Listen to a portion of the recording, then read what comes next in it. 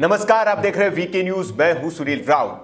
तबलीगी जमात, जब से यह शब्द चर्चा में आया है, लोग इस जमात के बारे में जानने के ज्यादा उत्सुक हो गए हैं। इसलिए गूगल पर इससे जुड़े आर्टिकल ढूंढ रहे हैं, इससे जुड़ी किताबें खंगाली जा रही है। दरअसल तबलीगी जमात के कुछ जाहिल मौलानाओं पर बड़े ही संगीन आरोप लग रहे हैं। इन पर क्वारंटाइन केंद्रों में शौच करने से लेकर पेशाब भरी बोतलें फेंकने जैसे घिनौने काम करने के आरोप तो लग ही रहे हैं। नर्सों से छेड़छाड़ और डॉक्टरों पर थूकने के मामले भी सामने आ चुके हैं। ये लोग बीमार होने के बावजूद छिप रहे हैं और अपना इलाज नहीं करवा रहे हैं। पुलिस को इनको खोजकर जबरदस्ती पकड़ना पड़ रहा है। वैसे जमात के बारे में बताया जाता है कि ये लोग इसके जरिए इस्लाम का प्रचार करते हैं और जीने की कला के बारे में सिखाते हैं। लेकिन इनकी हरकतों के बाद इस दावे पर भी लोग संदेह करने लगे हैं, क्योंकि जिस तरह की हरकतें ये मौलाना कर रहे हैं वो एक साधारण इंसान तो कतई नहीं कर सकता। खुले में शौच, बोतलों में पेशाब, ऐसा व्यवहार किसी जानवर का ही हो सकता है। खैर, लेकिन हमें भी यह जानने की इच्छा हुई कि आखिर जमातियों को मरकज में क्या शिक्षा दी जाती है, कैसे इनकी ट्रेनिंग होती है। तो इससे जुड़ी एक किताब के कुछ अंश हमें गूगल पर मिले, उसी को लेकर हम आज आपके सामने हाजिर हैं। यह किताब मलेशिया के लेखक फारिश अनूर ने लिखी है। किताब का नाम है इस्लाम ऑन द मूव।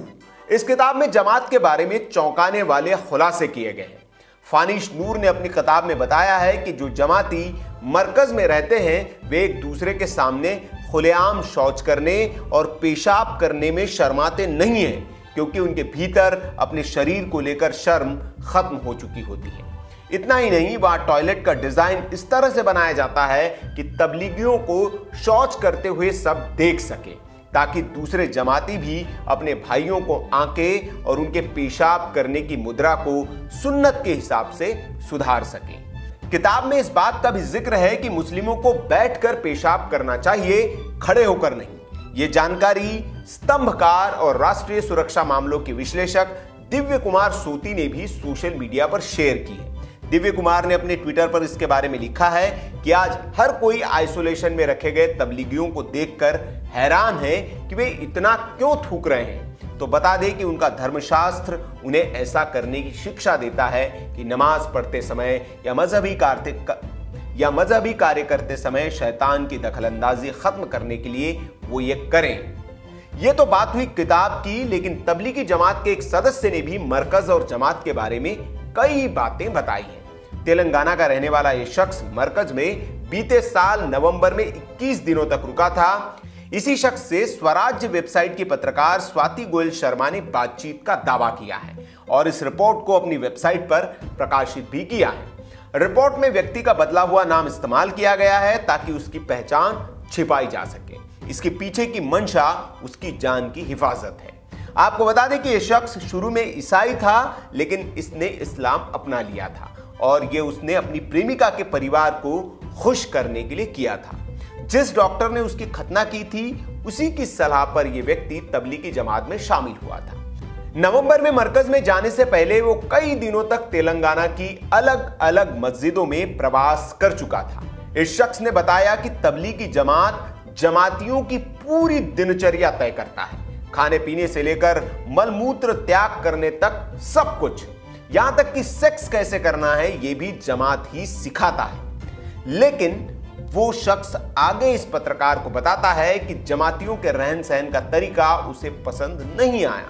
उसने दिल्ली के मरकज के बारे में बताते हुए कहा कि इतने जमातियों में कोरोना फैलने की वजह है वहां के बाथरूम और जमातियों की दिनचर्या। उस शख्स के मुताबिक मरकज के बाथरूम को रोज साफ तो किया जाता था, लेकिन टॉयलेट से हमेशा दुर्गंध आती रहती थी, क्योंकि इसको बड़ी संख्या में लोग इस्तेमाल करते थे। मरकज में स्विमिंग पूल की तरह एक पानी का पूल है जिसे वुजू कहते हैं। यह एक प्रक्रिया है जिसके तहत मुसलमान नमाज पढ़ने से पहले अपने हाथ पांव और मुंह को धोते हैं। इसके लिए जमाती उसी पानी का इस्तेमाल करते हैं जिससे वायरस का फैलाव हुआ होगा। वो ये भी बताता है कि यहां एक ही थाली में 5-6 लोग खाना खाते हैं, जिससे भी कोरोना फैला होगा। हालांकि वो अभी भी कहता है कि जमात जीवन जीने के सही तौर तरीके सिखाता है। उसने ये भी बताया कि जमात ने सिखाया है कि डॉक्टरों के पास नहीं जाना चाहिए और अल्लाह में यकीन करना चाहिए, और अगर हम मौलाना साद का ऑडियो सुने तो वे भी जमातियों को यही बताते हुए सुने जा सकते हैं। ये शैतान का वहम और वसवसा है, और जितने अहले बातिल हैं वो ऐसे मौके से फायदा उठाकर कहते हैं कि हम अहले दुनिया हम जानते हैं, तुम मौलवी उलमा क्या जानो, बीमारियों का दिफा कैसे होता है डॉक्टर जानते हैं। नहीं, सिर्फ उस डॉक्टर की राय काबिले कबूल हो सकती है जो डॉक्टर खुद मुत्तकी हो, दीनदार हो, अल्लाह से डरने वाला हो, अल्लाह से डरने वाला हो और अमल का शौकीन और पाबंद हो। वो भी अगर वो ऐसा मशवरा देता है कि जिससे अमल ज़ाय हो तो उस पर भी उसकी बात नहीं मानी जाएगी। तो जमात के बारे में ये रही कुछ जानकारियां जो हमें गूगल पर ढूंढने से मिली, जो हमने आपके साथ साझा की। वीडियो अगर आपको अच्छा लगा हो तो इसे लाइक करें और शेयर करें, और ऐसी खबरों के लिए, ऐसी रोचक जानकारियों के लिए हमारे चैनल को सब्सक्राइब कर लीजिए। देखते रहिए वीके न्यूज। नमस्कार।